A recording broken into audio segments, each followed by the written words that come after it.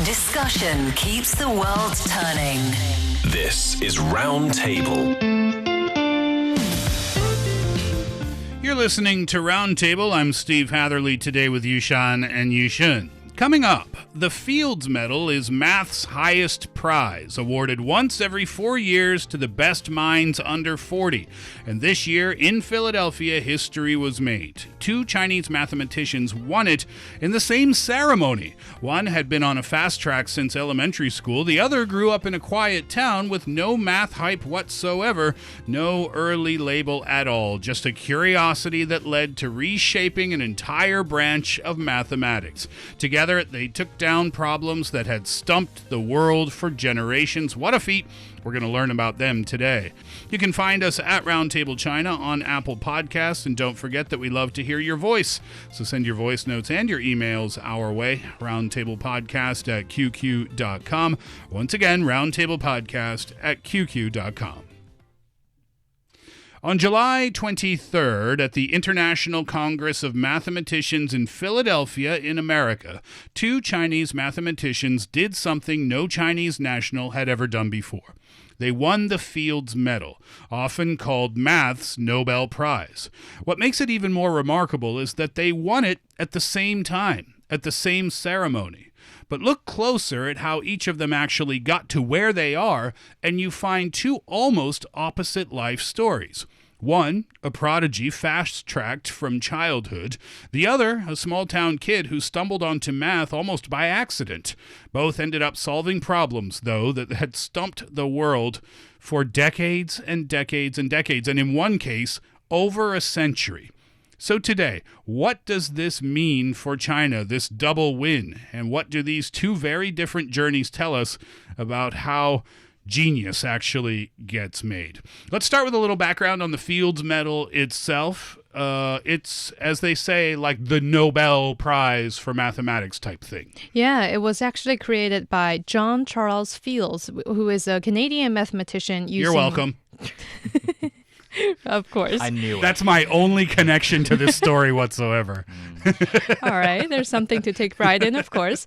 And he used surplus funds left over from a math conference he organized back in 1924, actually. And that prize, the Fields Award, was first handed out in 1936, and since then has been awarded every 4 years. Unlike the Nobel Prize, I know we mentioned that it's just like Nobel Prize in the realm of math. Yeah, but, kind of, but not really, yeah, right? not really, because unlike Nobel Prize, which usually reward a body of work built up over a lifetime, the Fields Medal is actually deliberately different, and by design is meant to recognize outstanding work someone's already done, while also betting on their future potential. And that's precisely why this is only awarded to mathematicians under the age of 40, which by first glance sounds absurd, like why?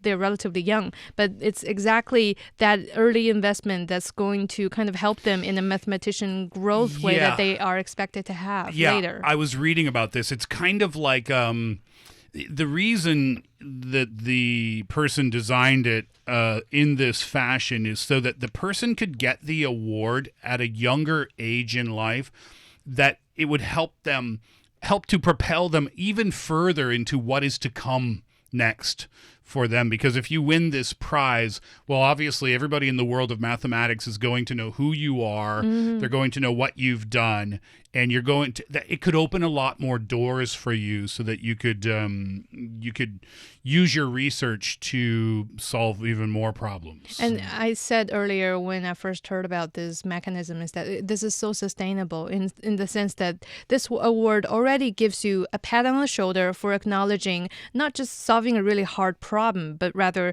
how you've successfully cracked down a problem that had defeated the entire field of mathematician for a long time. Yeah. So it's like, good job on that. And now you have the fund and the reputation to do even more. So this is more like an encouragement of younger mathematicians, not a retrospective lifetime achievement award. It's kind of the opposite. This is an amazing astonishment, this particular achievement what they've done here, and it's really probably considered a turning point for Chinese mathematicians, or at least Chinese mathematics in general, which would be more appropriate to say. Yeah, because this year, these two very young and talented mathematicians won this award means a lot for China, for Chinese research fields too, because no Chinese national had ever won a fields medal before this. So the two of them with Chinese heritage had won it. It's two other mathematicians with Chinese heritage had won it previously, but neither holds Chinese nationality. Yeah, so this is genuinely rare, and only about 60 Fields medals have ever been awarded in the prize's 90-year history or so. And this is the fifth time, the fifth country ever to have two Fields medalists honored at the same ceremony. I think the U.S. did it once, France, the U.K., Russia, and now China. It's really an incredible story. But I want to learn about the two mathematicians that actually won the awards. Well, yeah, one is called Wang Hong, which who turns up very frequently on my post these days because I follow a whole list of female encouragement kind of content creators, and yeah, Wang Hong, of course, it's on the top discussion list these days. She is only the third woman to win a Fields medal in the prize entire history too. So that's one. And also there is Deng Yu, who was Wang Hong's university peers back in early 2000s when they were studying together in Peking University. Each other. Yeah, they know each other back then. So Deng Yu actually helped solve a piece of one of the most famous unsolved problems in all of mathematics. Okay, let's talk about them a little bit later on. Let's start though with, what did they actually solve? Because this is impressive to say the least. Yeah, because this one is particularly interesting because the one that Deng Yu and I believe it's his co-worker had cracked had been sitting there unsolved for 125 years. Amazing. After all these years, it's cracked by this Chinese mathematician and his colleagues. So back about over 100 years ago, a legendary mathematician named David Hilbert published a list of 23 problems he believed would shape the future of mathematics. One of them asked whether you could mathematically prove that everyday behavior of gases and liquids, how they flow, how they move, can be rigorously derived from the motion of the tiny individual particles inside them. I'm slowing down with good reasons because I'm trying to perceive the information I'm uttering now. That's about the most simplistic way that we can describe that. And it's still almost impossible to understand. How does gas behave? Gases and liquids, how they flow, how they move. Can they take that from the motion and use that to predict behavior forever? Apparently, that was a problem that was very difficult to prove. But Deng and his collaborators, they found a way to prove exactly that connection over any length of time, something nobody had managed to nail down for over a century. So, yep, that's the accomplishment that brought Deng Yu to the Fields medal. But Wang Hong, this is a little bit different because this was an actual geometry problem that was solved, was it not? Yeah, it's called Kakea conjecture. Essentially a puzzle about how you can rotate a shape through every possible direction in space while taking up as little room as possible. I know it's hard for me, hard for a lot of people to understand it, but it had not only that, it defeated mathematicians. Exactly. Around the globe for decades, yeah. And to crack it, she combined three different branches of mathematics that don't normally get used together: harmonic analysis, combinatorial geometry. It's okay. Thank you. And also geometric measure theory. Yeah. So, of course, we have no idea what that is, but the thing is that is the groundbreaking gesture that she did. So this was a big deal in the math world specifically because there was a particular person who reportedly shared Wang's work online with really genuine excitement before she had even won the prize. And apparently that person was a kind of a legend in the world of mathematics too, who was also a child prodigy, who had, was taking university level math courses at the age of 9, like that level of prodigy, Young right? Sheldon. Young Sheldon. What? Yeah.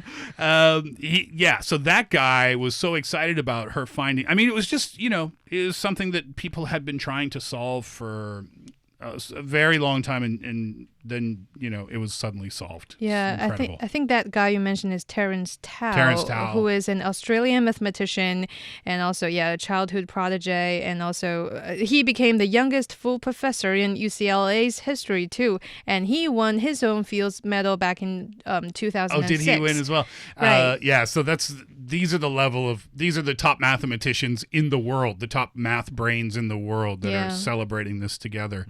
All right, so now let's learn about the stories, because it is rather interesting that these two individuals took almost opposite paths to get to where they are. Yeah, for Deng Yu, it was more of a classic build of prodigy at a young age, like talented young math kid. Like a genius, math genius. Yeah, since early age. He grew up in Shenzhen in southern China, and he showed talent in both math and Go, which is the kind of chess, the strategy board game. Ever since he's very young, and he won gold at the International Mathematical Olympiad in 2006. Now, if you don't know what that is, that's one of the toughest math competition a kid can ever be part of, at least here in China. And that also fast-tracked him straight into Peking University's elite mathematics program through a special recommendation pathway. So you can tell this whole cultivation plan for Deng Yu was kind of heading all the way to a math-related career. He didn't even have to sit the general entrance exam, apparently, for Peking University. Just shoop, straight into that program. Kind of. Well, the universities are always on the watch for potential it's amazing. Elites like that. He went from there to MIT. Yeah. And then earned his doctorate at Princeton.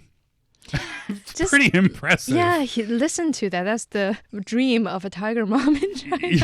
Yeah, right. But when the media asked Deng Yu is there a particular moment that she realized that math is the career he'd like to pursue in the future? He kind of said yes and no, I think. And this is exactly what he said.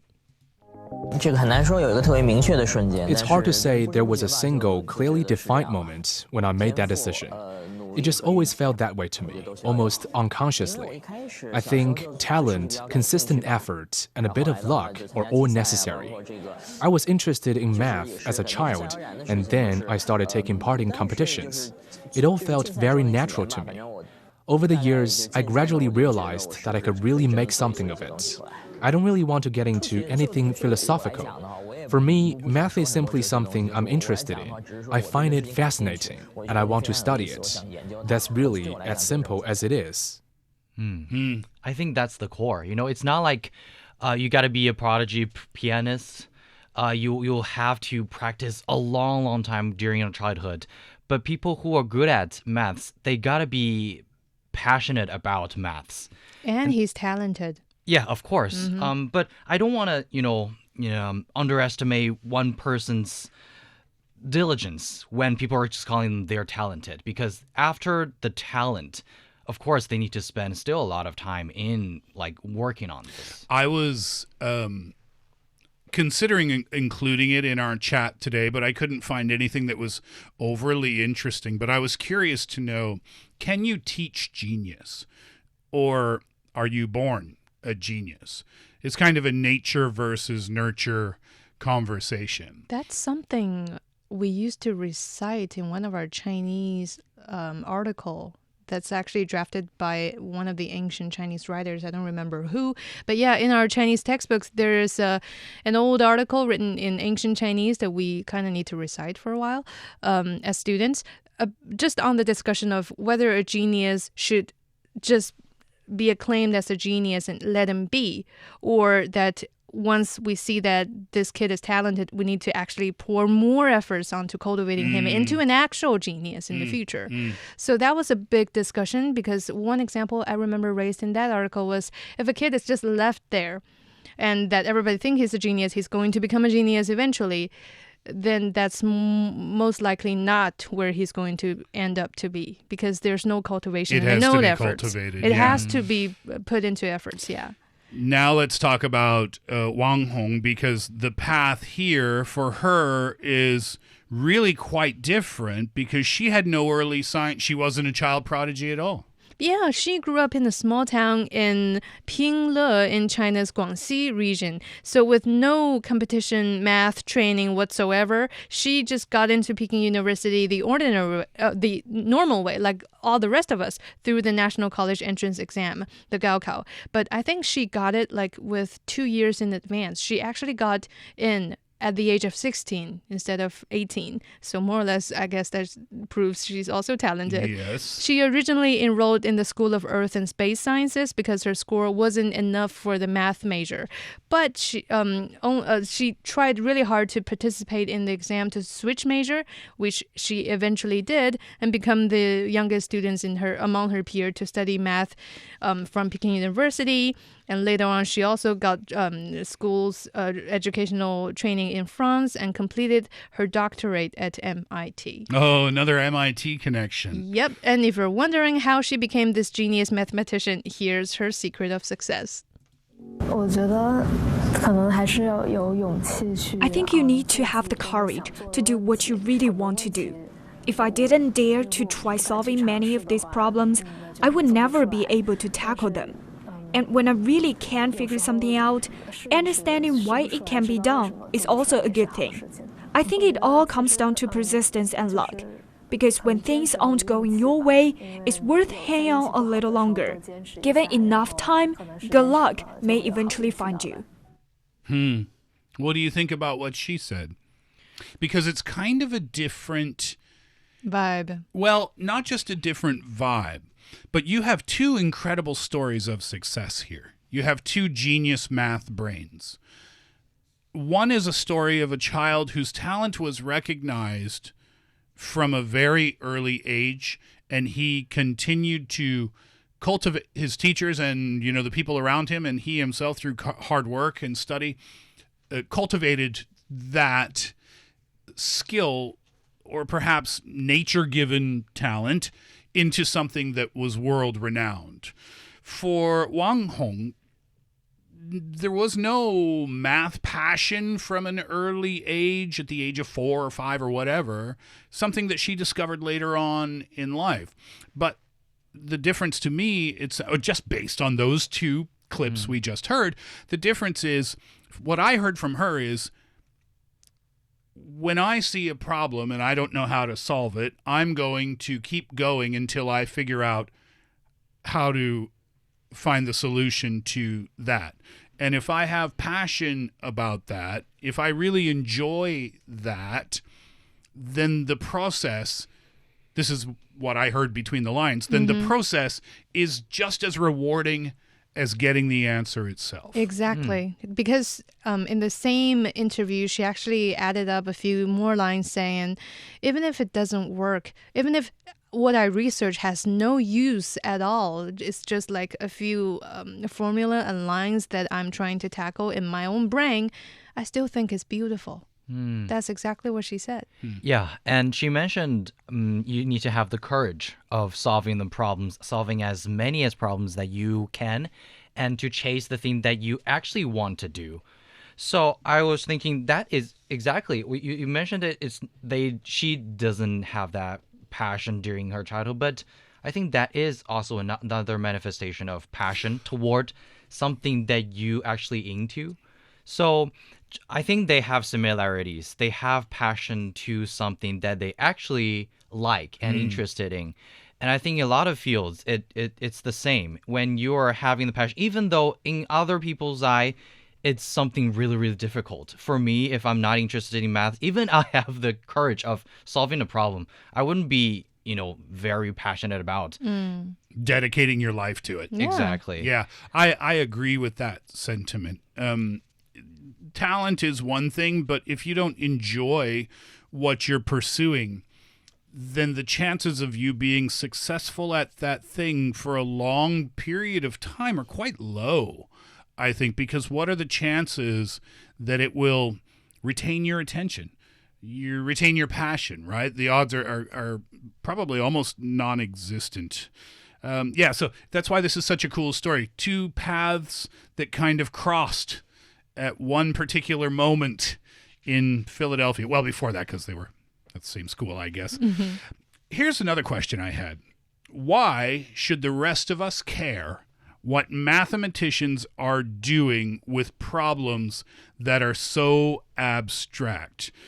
There may be someone listening to this going, it's cool, but how do mathematicians have an impact on my everyday life? Yeah, it may sound like this is a celebration among the nerdy circle of math, but not really, because when theory is out, it's always there to lead the practice. We hear ka-ya conjuncture, and we don't know what that is. But actually, the math involved in that, which is harmonic analysis that Wang Hong and her team had came to crack this year, is the same foundation behind image reconstruction in MRI and CT scans.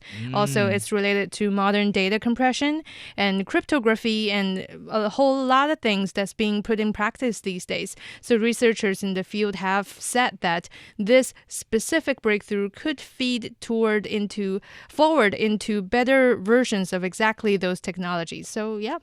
We'll see more and more updates on those realms for sure. Yeah. What about Dongyu's problem? What was that connected to?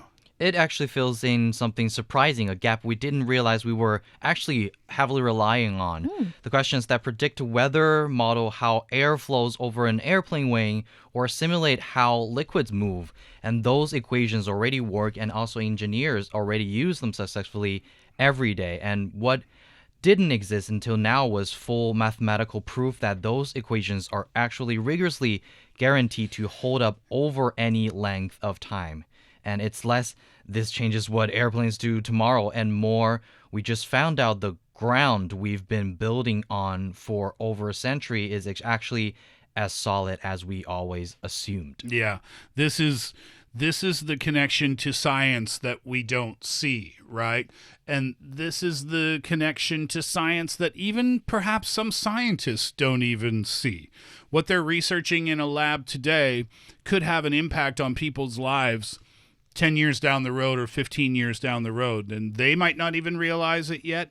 And like Wang Hong said, maybe it will never make a difference. But that's part of what being a scientist is, right? Or a mathematician is that the research you're doing, you don't know what kind of impact it will have, but it could be world-changing. It could be something that changes lives all around the planet.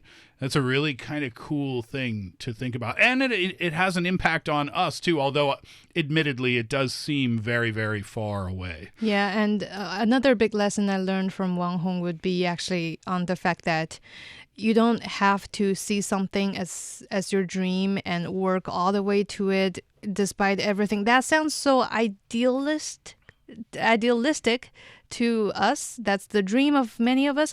But for Wang Hong, she felt like she was transparent when she was in Peking University because everybody else around her was geniuses. And then after she pursued her studies in France, she felt math is too hard. She quit and majored in architecture for a few years and thinking that maybe I can start over again. And she did. She got back to math later because she missed it. Wow. So that's all the stumbles that make sense. And success is not always a one straight path leading towards hardship and challenges and leading towards success eventually. So, yeah, it's something we can all learn from. Were you guys good at math in school? Absolutely not at all. Oh, really? I tried. Well, that's kind of comforting to know somehow. It's amazing the three of us sitting here talking about math. What do you mean you tried at least? I tried to be good at maths, and I tried to listen to the teacher, of course, but just, that is the moment that you, probably one class that you miss, and all of the classes after that, it is impossible for you to catch up. Do you miss it? I miss being good at maths, though. Oh. If you were never good at it, how can you miss it? Were you good at no? You said no, Yushan? A big no. Yeah. I don't miss it at all. And that's why the three of us are sitting in this room talking about people who were and are good at math. Yeah. All right, that'll do it for today's roundtable for Yushan and Yushan. I'm Steve Hatherley. Thank you so much for being a part of our program today. We had a good time. We hope you did as well. And we'll see you next time.